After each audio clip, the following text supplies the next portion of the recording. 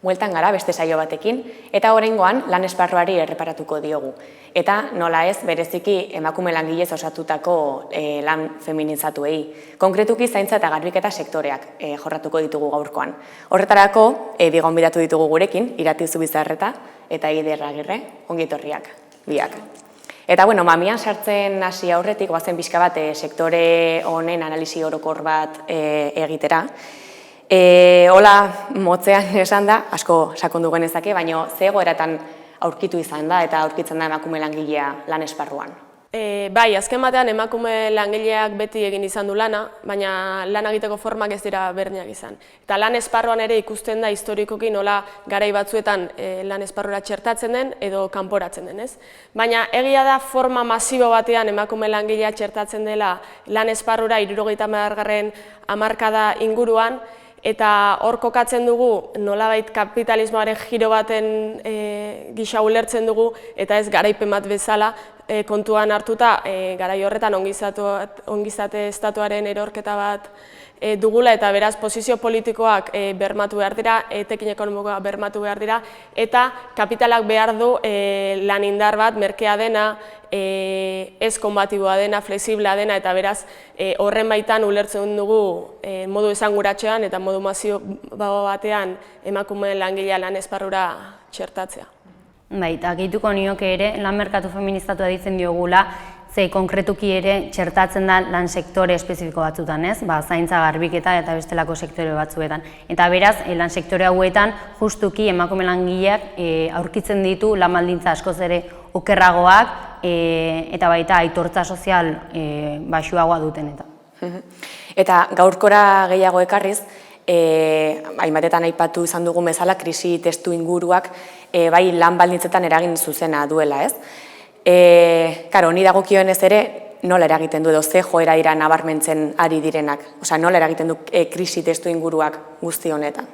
Ikusten dugu krisi testu inguruak orokorrean langile klase osoari eragiten diola, bere lan baldintza ekonomikoetan, lan arloan, baina justuki emakume langileari are egoera okerragoan uzten du emakume langilea, eta ikusten dugu, esate baterako zaintza eta garbiketa sektoreetan emakume langile hauen soldatak ez dira ia iristen 900 eurotara, lan partzialak dira asko, lan eta osasun segurtasunik gabe lan egitera kondenatuta daude asko, haien funtzioak ez diren funtzio asko egin behar dituzte haien lanpostuetan, eta are gehiago lan baldintza hauek ari dira kaskartzen, krisi testuinguru batean zeinetan nolabait pribatizatzen ari diren zaintza eta garbiketa sektore hauek, ez? Eta kasu batzuk botatzearren, erresidentzien kasuan konkretuki ikusten dugu nola Euskal Autonomia Erkidegoan 80. hamarkadatik ona, enpresa pribatuen presentzia ioden 9%tik 90%. Eta Nafarroako kasuan, orain bertan daude 71 erresidentzia, horietatik 2 soilik diren publikoak. Eta beraz honek ere evidentzian jartzen du, alde batetik daudela enpresa pribatuak zeinak etekin ekonomiko izugarria dituzten, eta beste alde batetik emakume langilea kondizio miserabletan. Baina ez da soilik ofentsiba ekonomikoa bat, baizik eta baita ere da ofentsiba politiko bat, ulertzen dugulako baita emakume langile hauek antolatzeko muga eta oztopo nabaria dituztela, ikusten dugu Osakidetzako garbitzaileen kasuan adibidez, nola behaien greba eskubidea aurratu zaien, nola ikusen zin egin den beraien borroka edo eta poliziaren presentzia itogarria jasan behar izan duten, eta are gehiago kontrol sozial mekanismo handiak jasan behar izan dituzte, eta abar. Beraz, krisia ez da soilik arlo ekonomiko horretan edo lan arlo horretan ebidentzian jartzen, baizik eta baita esfera kulturalago batean edo politikoan gainean jartzen da. Helduko diot eta aprobetxatuko eta aipatu duzun joera nagusi bat privatizaziorako ideia edo privatizazioaren joera, aipatu duzu, eta auzi hau edo joera hau hobe ulertzearren, probestuko dugu Auster Zelai eta Zamakonari berarekin izandako solasaldi bat ikusteko. Izan ere berak zaintza lan esparru honetan, konkretuki erresidentzietan eta baita osasungintzan ere, osasunaren inguruan egiten ari den negozioaren ikerketak egin izan ditu, idatzitako azkeneko liburuetan, eta berarekin izandako solasaldia probestuko dugu privatizazioaren inguruko auzi hau hobe ulertzeko. Ikus dezagun. Bueno, privatizazioaren bilakaerari buruz ari naiz liburuan, da batez ere 1991. urtetik 2001. urtera arte lehenengo fase bat ematen da. Fase horretan administrazio publikoak utzi egiten dio erresidentzia publikoetan inbertitzeari eta etortzen dira erresidentzia pribatuen sarrera handi bat ematen da. Administrazioak inbertitzeari uzten dioen bitartean, sektore pribatuak asko inbertitzen dio sektoreari eta erresidentzi pribatu asko sortzen dira. 2001. urtetik 2007. urtera erresidentzi pribatuen booma gertatzen da, hau da, erresidentzi pribatuen gorakada nagusi bihurtzen dira sektorean, guztiz nagusi bihurtzen dira sektorean, eta 2007. honea gertatu direnak ikusi ditugu eta eredu honen ondorio izan dira, bilakaera honen ondorio izan dira. Beraz, ze gertatzen da prozesu honetan, administrazio publikoak duen bere ardura sektore pribatuaren esku uzten du, eta sektore pribatuaren hazkundearekin batera, sektore pribatuak konzertatu egiten ditu plaza asko administrazio publikoarekin, eta are gehiago administrazio publikoak adjudikatu egiten dizkio sektore pribatuari erresidentzia publikoen kudeaketa ere. Beraz, sektore pribatuaren gorakada edo hazkundeak bi zentzu ditu, bat, ohe asko konzertatu egiten direla administrazio publikoarekin, eta beste batetik administrazio publikoak ere erabakitzen duela ez bakarrik konzertatzea horiek erresidentzi pribatuekin, baizik eta ere adjudikatzea erresidentzia publikoen kudeaketa. Privatizazio orokortu hori alde batetik normalizatua dago. Hau da, normaltzat eman da.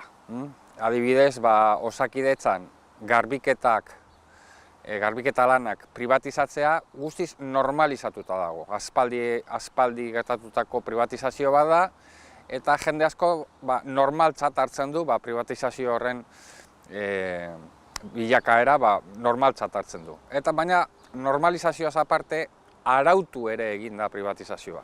Privatizazioak nolabait eredu hori defendatzeko arautu egin dira, arau batzuk sortu dira privatizazioaren alde. Ez bakarrik normalizazioaren alde, baizik eta legalizazioaren, privatizazio horren legalizazioaren alde. Eta horrela, eufemismo asko erabiltzen dira, batipat externalizazio hitza erabiltzen da privatizazioa ez aipatzearren. Ze gertatu da, beraz, bezero asko, hau da, administrazio publikoaren bezero asko ziren, administrazio publikoa zeukaten bezero bakarra. Hau da, administrazio publikoarentzako bakarrik edo gehien bat lan egiten zuten enpresa pribatu horiek, bezero horiek, bere legeak inposatu egin dituzte administrazio publikoan. Administrazio publikoak kontratatuz aparte, beren kriterioak, beren erabakiak onartu egin ditu eta kontratatu ditu baita ere nolabait politikak zuzentzeko behar zituzten erreferenteak bilatu dituzte sektore pribatuan. Administrazioa bihurtu da azkenean bere bezeroen bezero, hau da, beren adjudikatzaileen bezero, hau da, enpresa pribatuen bezero bihurtu da administrazio publikoak. Eta azken finean, konsultura pribatu horiek, PricewaterhouseCoopers edo Deloitte eta barrek, markatzen dute politikagintzan egin beharreko politika soziala, politika ekonomikoak eta beraiek zuzentzen dituzte. Administrazio publikoak beraiengan uzten du ardura hori erabaki horiek hartzekotan. Batez ere, ondorioa izan da, zerbitzu publikoak eta lan baldintza zerbitzu publiko horietan lan egiten ari diren pertsonen lan baldintzak kaskarrera egin dutela, okerrago bilakatu direla. Beraz, mito hori nun enpresa pribatuak zerbitza publikoa hobetu egiten dutela eta baita ere ekonomikoagoa dela ere, hori ere nolabait mito hori jauzi eginda, zeren bermatu dezakegu bat zerbitzu publikoak okerrera egin duela, lan baldintzak ere okerrera egin dutela eta zerbitzua bera ere garestitu egin dela. Administrazio publikoari koste handiagoak ekarri dizkio privatizazioak publifikazioa mantendu baino. Eta honek zer sortu ditu, bezerokeri sare oso indartsuak, bezerokeri horiek ezin dira, bezerokeria sare horiek ezin dira ulertu privatizazioaren eskutik espaldira sortu, edo baita ere ustelkeri kasuak ere bezerokeria sareekin batera sortu dira. Eta beraz, bezerokeria sare horiek indartu egin dituzte ate birakari horiek.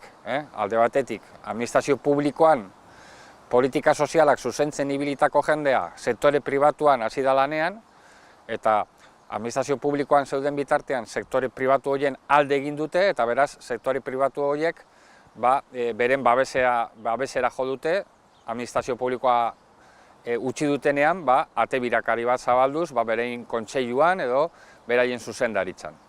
Baina beste ate birakari bat sortu da ere bai. Enpresa pribatu horiek, nun administrazio publikoa zen bere bezero bakarra, kontratu asko, esleipen asko irabazi dituzte, bere kurrikuluna loditu dute administrazio publikoari lotuta, administrazio publikoari laguntza emanez edo zerbitzua emanez, eta beraz, berton zuzendari izan diren asko, bilakatu dira gero administrazio publiko zuzendariak, kargu publikoak. Berriro soldasaldira itzuliz, argi dagoena da, krisi testuinguru honetan privatizazioak aukera handiak eman dizkiela enpresei etekin ekonomikoak ateratzeko, ez? Zer esan dezakegu honen inguruan? Nik uste dut Ahoztarrek ongi azalduen bezala, zaintza eta garbiketa sektore honetan merkatu oso importante badago eta etekin ekonomiko handia mugitzen diren merkatu badago. Eta gainera, gaur egungo testuinguruan non gizartea geroz eta zaharragoa den eta beraz zerbitzu hauen beharra geroz eta handiagoa den, eta beste aldetik pobretzaren ondorioz, agian leheno zerbitzu pribatuetara joaten ziren sektore askoren desagerpena eman da, eta horrek ekarri du zerbitzu hauen eskaera handitza, ez? Eta enpresa pribatu hauek eta patronal ezberdinek bilatu dute hemen etekin ekonomikorako egundoko merkatua, eta gaur egun garbi ikusten da hori. Eta horren adibide dugu, adibidez, zilarrezko ekonomia deitzen zaion fenomeno berri hau edo, zeinetan enpresa pribatu pilo bat aurkitzen ditugun, nolabait zaintza eredu berritzaile baten alde edo nolabait justifikazuz euren buruak edo era etiko baten salduz euren eskaria edo, nolabait diskutatzen den benetan emakume langile asko eta asko egoera oso miserableetan lanean ari direla. Eta analisi fokoa pixka bat aldatuta, alderdi politikoetatik edo egiten den atera bidea gehiago da publikotasun baten goraipamena edo horren defentsa bat, ez? Nor ikusten duztu hau? Argi dago zerbitzu publikoek, zerbitzu pribatuen aurrean baldintza hauek eskaintzen dituztela, baina azken helburu gisa publikotasuna planteatzeak bere muga dituela argi dago, ezta? Zerri buruz ari gara publiko hitza erabiltzen dugunan, ezta? Askotan ulertzen da herritarren eskurako, herritarren kontrolpeko zerbait bezala, baina funtsean gaur egun estatu burges baten kontrolpean egotea da. Eta estatu burges horren baitan interesak badakigun horrena dauden mahai gainean, ezta? Inoiz ez, doako eta kalitatezko eta guztiontzat izango den zerbitzu batzuk. Eta beraz, ikuste dut publikotasun aldarri horrek bere muga dituela eta azken batean ez duela eskainiko guztiontzako kalitateko zerbitzurik eta zoritxarrez minimo batzuk borrokatzera mugatzen dela azken finean. Gainera horri gehituko nioke publikoaren defentsa hori gaur-gaurkoz ez dela errealista, ikusten duelako zerbitzu sozialen mantentze ezin direla mantendu gaur-gaurko zerbitzu sozialak, eta horren baitan sektore hauen, garbiketa eta zaintza sektore hauen merkaturatzeak inevitableak direla, beraz, beraiek defenditzen duten publikotasun horrek berez ez du funtsik, hau da, ez da errealista plantamendu hori, eta gainera publikotasun hori defenditzen duten horiek bideratzen dituzten haien diru inbertsio horiek zuzenki enpresa pribatu horietara, ez? Eta adibide asko jarri alditugu, udaletxe ezberdinetan ikusten ditugu alderdi politiko guztiek, nola kontratatzen dituzten enpresa desberdinak kudeatzeko zaintza eta garbiketa sektoreak, izan etxez etxeko zaintza lanetan, izan garbiketa modura, edota zahar-egoitza kudeatzeko enpresa modura, ez? Eta enpresa hauek zuzenean ari dira emakume langile asko eta asko egoera oso miserabletan mantentzen. Beraz, publikotasun horren defentsan mugitzen diren alderdi politiko askok zuzenean ari dira diru inbertsio kantitate handiak bideratzen enpresa pribatu hauetara.